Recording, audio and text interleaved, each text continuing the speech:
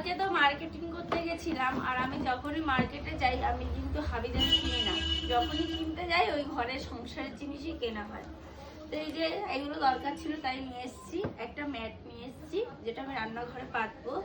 অনলাইনে শুধু দেখাই হয় কিন্তু কেনা আর আমার হয় না।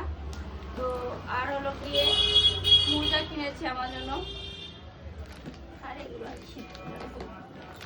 সব মোজা।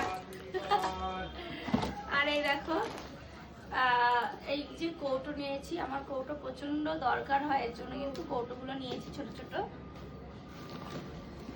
আর একটা ছোট্ট ডাস্টবিন নিয়েছি, এটাকে হয় রুমের এক সাইডে রাখবো, এর জন্য নিয়েছি। বাবিনদের জন্য এই যে নিয়েছি মোজা। মোজা আমি অনলাইনে অর্ডার করেছি, ওদের জন্য ঠিক করাই হয়ে যায়, বাট আমার জন্য শুধু মানে লাইক মেরে রেখে দিই, ফেভারিট করে দিই, যদি কোনো দিন নিই, তারপরে যদি নেওয়া হয় তখন দেখি আউট অফ স্টক হয়ে যায়, আর থাকে না আমার জন্য।